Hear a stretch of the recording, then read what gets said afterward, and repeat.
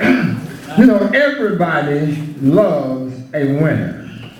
Can I get a witness? Everybody loves a winner. In fact, in life, if you have the title loser put on you, that means that you are a failure, or people see you as a failure. So everybody loves a winner. And if there is an agony in defeat, there is certainly, it has to be a strong love for those of us that love to be victorious. Everybody likes to win, and everybody wants to be on a winning team. Anybody in here get a bad attitude when you lose? Anybody here got bad sportsmanship? You get angry when you lose? You start blaming somebody else while you're losing? Okay, maybe y'all ain't feeling me in the sports world. Let me get into y'all relationships. Hey, amen. Now, I know there's more women in here than men.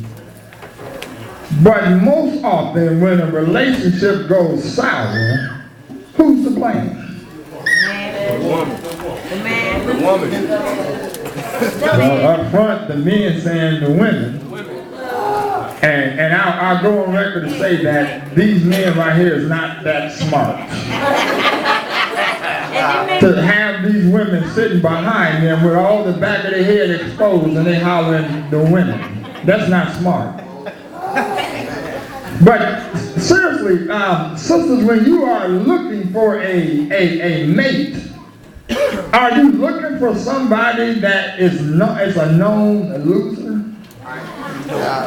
No, you don't want to go to your father and say, Dad, I want to marry this guy, and Dad looks at him and says, why do you want to marry that loser? He don't want his daughter to be he don't want to hand his daughter over to a loser. Why? Because he realized that his job is going to get intensified because he loves his daughter. And he already knows she's about to go under, or she's about to go for the ride of her life, because a loser don't know how to win. Y'all hear me? The reason why you're losing is because you have not learned how to win.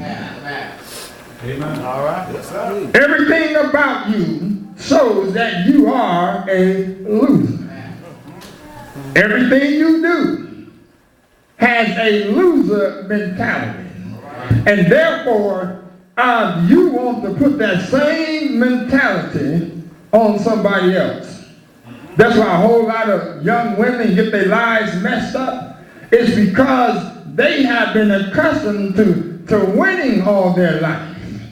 And yet, it looked like sometimes the winner want to hang out with the loser. But in sports, when I was playing basketball, what the coach's job was, he had to separate the winners from the losers. In other words, if you got cut and didn't make the team, you was considered a loser. Because you want continuity when you're playing team sport. Amen. You want winners on your team. The United States Army, the Marines, the Navy, they don't want no losers hanging out with them because people's lives are on the line. So everybody wants to win and everybody wants to be on a winning team. We celebrate victories in every area of concern. In football, the ultimate prize is the Super Bowl. In baseball, we have what is known as the World Series. In the Olympics, you get gold medals, and in wrestling and boxing, you are idolized as the world heavyweight champion. And when you wear that belt, everybody applauds you and they look up to you. Some people throw everything they have into the basket so that they can win. We got any lottery players in here?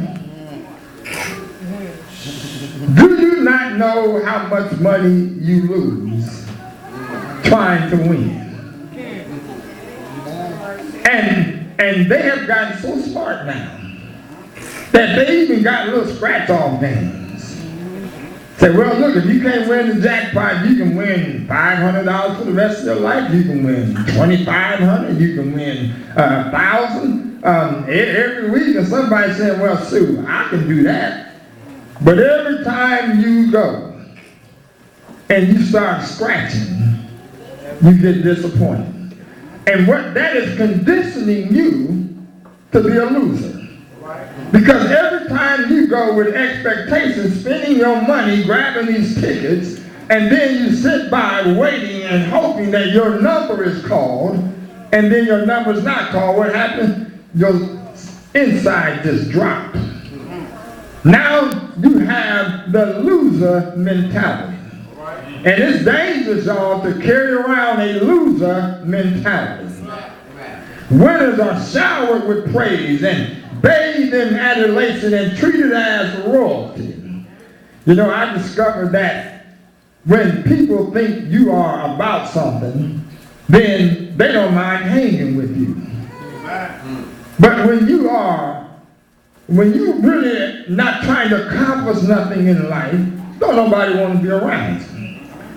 I say all the time, you look at these athletes, all these millionaires, have these pretty women hanging on their arm.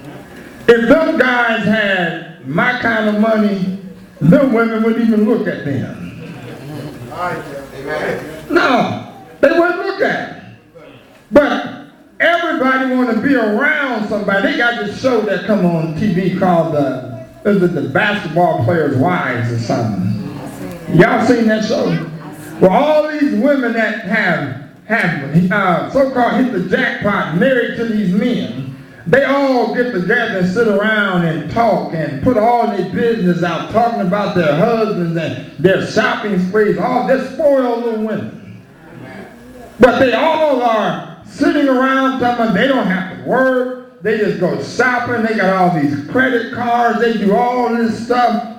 But one thing I discovered, ain't none of them happy. I wish I had a witness. Every time that show come on, there's somebody always into it with somebody. And there's some players trying and want to divorce the women, but now they're trying to figure out, how can I do this and keep my money? That's a hard thing to do. But you got to understand that if you're a loser, you attract losers. And if you are winners, you attract winners. It's no wonder, amen, that everybody wants to win because of all of the credit that they get. We love to be showered. We would love for people to talk about how good we are and how many wins that we have. Who in here ever celebrate losing? Nobody. In fact, if the child don't graduate from high school, you know what? You don't even think about them all that much. You start telling them, everybody else graduated, and here you are stuck back here in the same grade. You're a loser and they a winner. But that's still your child. Amen. Even a loser needs some encouragement. And as Christians, we are ever mindful that we are pitted daily against the evil forces of this world. Satan's goal is to stop us from making our journey. Satan don't want us to get to heaven. And our quest is, we must be faithful and we got to be strong to hold on to the very end. We should be encouraged, amen, to know that if we keep the faith, the victory is already guaranteed. The rewards of victory are many and should be sufficient enough for us to continue to march on towards heaven. Why don't you tell your neighbor, we got the victory if we just hold on. Amen. Don't be scared to talk to them. They sit next to you. Evidently you know them. Amen. Anybody in there raise your hand if you sit next to somebody you scared of? All right. Okay, you scared of your mama? She raised her hand kind of slow. Sister Tip just looked over there real slow and can't put her hand down. You ought not be sitting by nobody you scared of now. You're in church. Isn't that right? Look, our text considers John as he reveals a message given to him, amen, by Jesus Christ. The message intended for the 7 churches of Asia Minor. The message to the churches were very specific as to their intent, but very applicable to the church today. John's message was very clear. He said, if we hold on and keep the faith, we will be victorious. The victory theme is reiterated 7 times in those 2 chapters. If you look at Revelation chapter 2 and verse 7, it says, to him that overcometh will I give to eat of the tree of life. Revelation 2 and 11, he that overcometh shall not be hurt of the second death. Revelation 2 and 17 says, to him that overcometh will I give to eat, amen, of the hidden manna. Revelation 2 and 26 says, he that overcometh and keepeth my works unto the end, to him will I give power over the nations.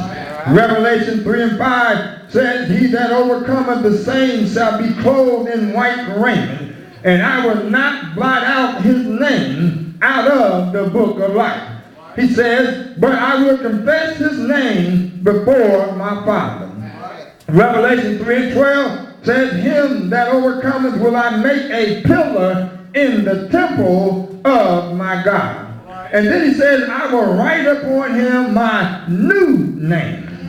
And then Revelation 3 and 21 says, to him that overcometh will I grant to sit with me in my throne. So brothers and sisters, the Lord has promised us the victory. We already have victory in Christ. But now because the Lord has promised us victory, it don't mean that we're not going to have some rough days. Or we're going to have some trials and tribulations. Every day is not going to go our way. But one thing we can be assured of, that we have Jesus every day. No matter what we go through in life, no matter how high we get or how low we get, we have the assurance that we will have Jesus Christ with us.